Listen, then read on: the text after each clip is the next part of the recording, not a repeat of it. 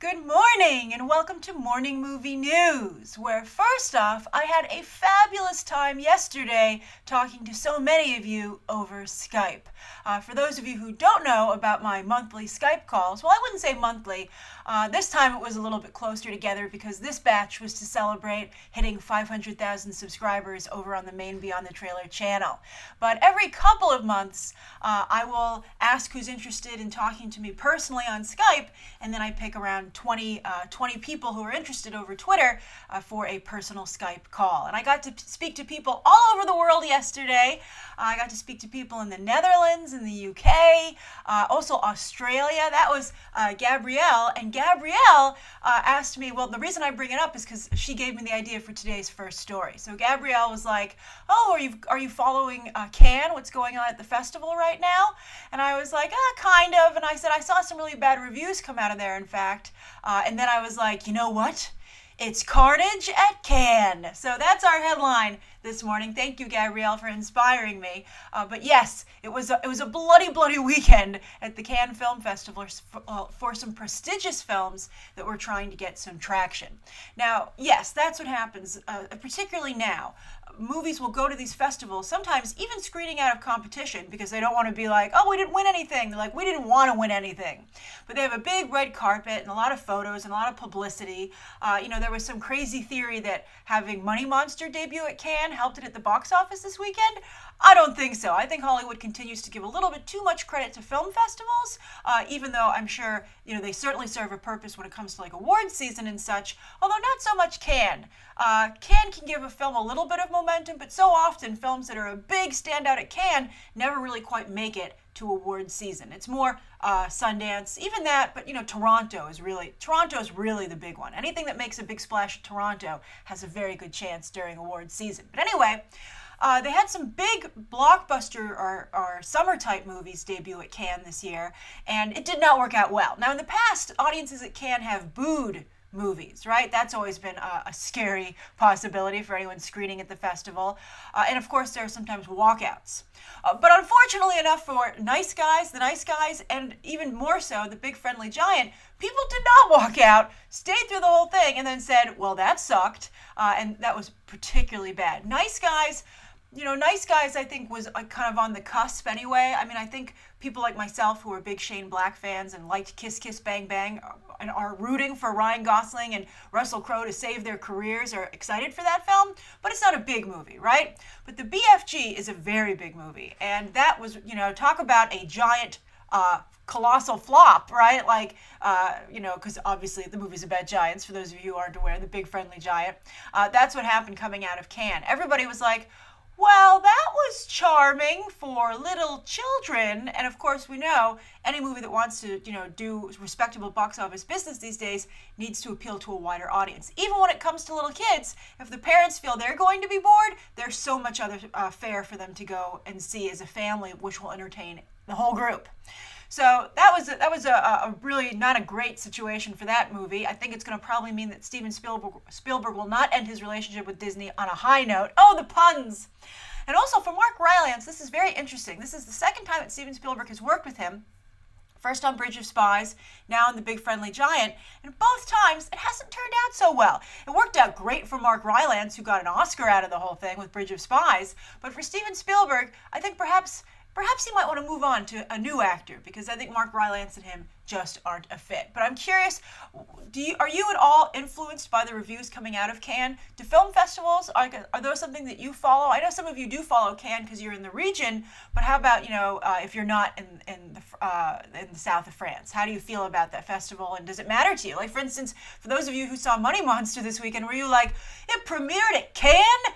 Buy the tickets! So I don't think that's that at all. I think it's, we'll talk about that more on Movie Math later today. All right, so anyway, that's the first story of the day. Now, the second story of the day is absolutely fabulous. This is a straight business story, but boy, is it going to affect you. So just like Fox has done away with clearances for where its movie plays, Universal has just agreed to do the exact same thing. Now, what does that mean? Clearances means that regions are broken up into zones, and only one movie theater in each zone can play a film. It's to make sure that that theater can feel comfortable in its position of earning revenue off of a big movie, right? So in the past, let's take, because this is going to be a great example in just a moment, but let's take 42nd Street here in New York City. There are two theaters across the street from each other, the AMC Empire 25 and the Regal E-Walk. Now, in the past, because of clearances, if the AMC Empire 25 were to get X-Men Apocalypse, the Regal E-Walk could not play that movie. However, now they can. That's what this change means. And in fact, right now, X-Men Apocalypse is booked at both theaters. So I think this is absolutely fabulous. And this is kind of a way for studios to get around the screening room problem. You know, screening room just is the idea that just won't go away. That's where you can get a set-top box and then purchase a movie the day it goes into theaters for $50, right, to watch it at home. And now a lot of theaters have said they won't participate in that. The studios have been like, yeah, don't worry, we're not going to participate either. But, you know, recently, you know, more directors have come out in favor of it quite strongly. So I think that this is a really smart way to make that not need to happen. Why? It's going to have to make the theaters more competitive, because now that they don't have, you know, now that they're not the only game in town, they're going to have to be like, wow, we have to make sure we're the cleaner theater, we're the nicer theater, we're the theater where nobody's on their phone and nobody talks, because then you'll pick this theater over the one across the street. In this case, literally. I think it's absolutely wonderful. I mean, they're saying that this is part of, you know, the SCC investigation into whether or not there are monopolies in the theater industry. But I just think that this is, also, you know, recently you might have, I don't know if you heard about this, but Bryan Cranston is a part owner of a movie theater out in California, and he was very against clearances because he said it kept his theater from being able to play big movies because Cinemark nearby was, you know, blocking them on all the big films thanks to clearances. And their movie theater, the Palm d'Or in Palm Desert, California, actually went out of business. And he wrote a very strong letter to many of the studios saying, you are guilty of contributing to my, you know, independent theater not being able to stay open.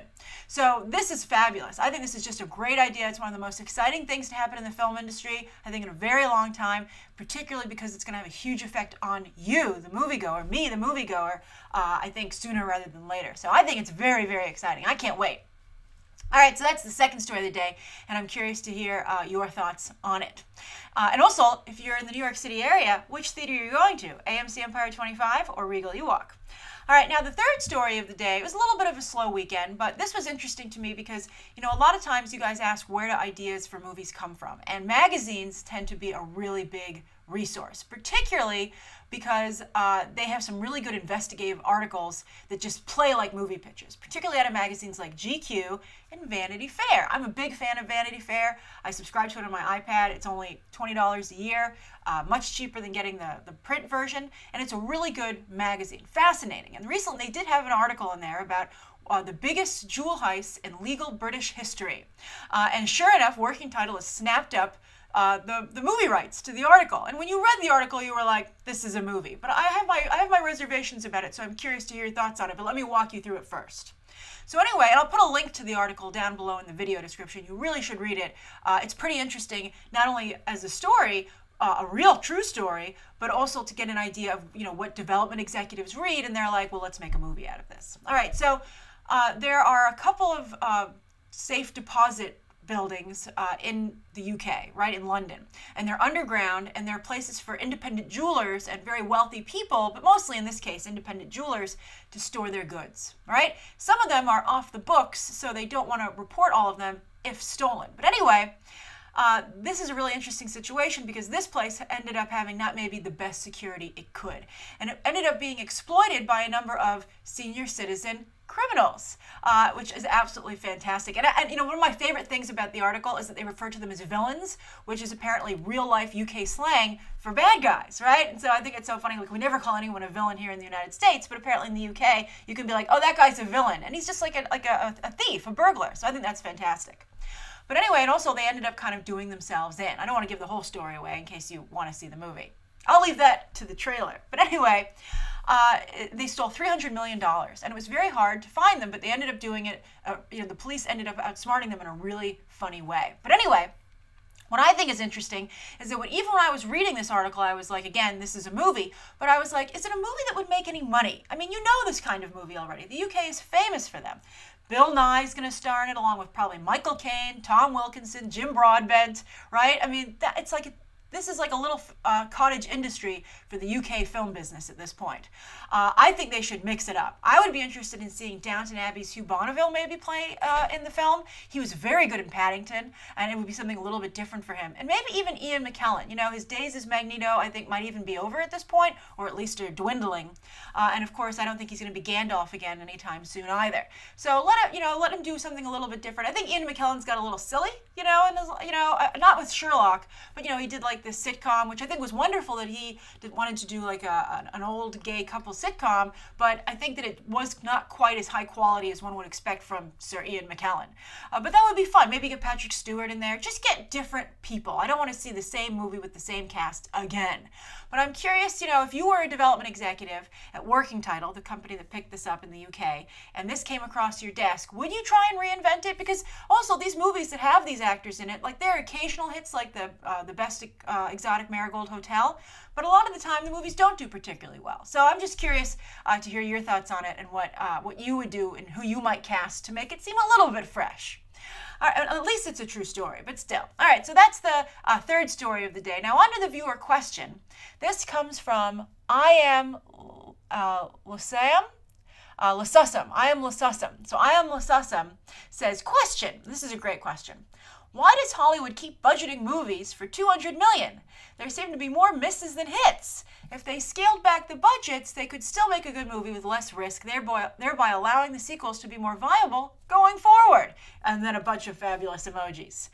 Great question. I agree. I think, and this was one of my suggestions for the DC cinematic universe moving forward, because I feel that if they made less expensive movies, they could take a little bit more risk and it wouldn't be so bad for them in the long run. Now, of course, it's embarrassing not to get into the $1 billion club still, but at least they wouldn't be like taking a loss or almost just basically breaking even. The real problem that's driving the industry here is, everybody wants a piece of the pie, right? The salaries are just astronomical, and they're driven up because the agents and managers drive them up because they get a piece of said salary. Then you have everybody else associated with the film, particularly above-the-line talent like directors, producers, going, well, if the actor's making so much money, why aren't I making so much money, right?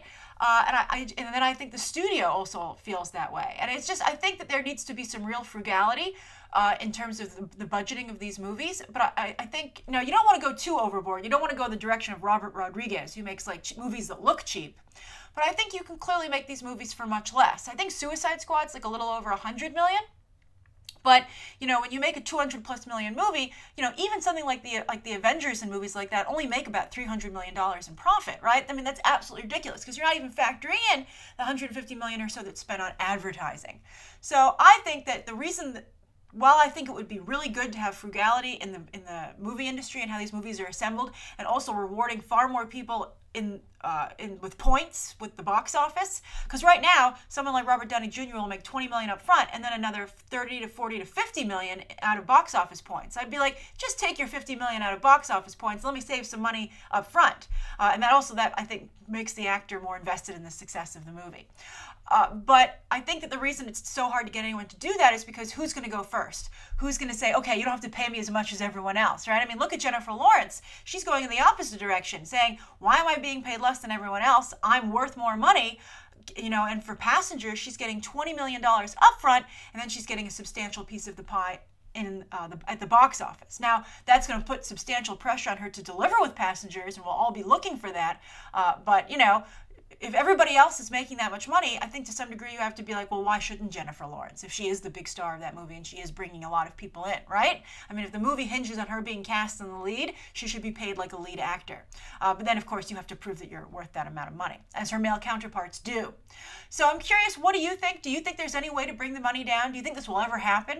I'm not quite sure. I think that since we're in a franchise business right now, a blockbuster business, I think it's going to be difficult for the time being because everyone's just like, I need to make the biggest movie possible to make sure that people show up.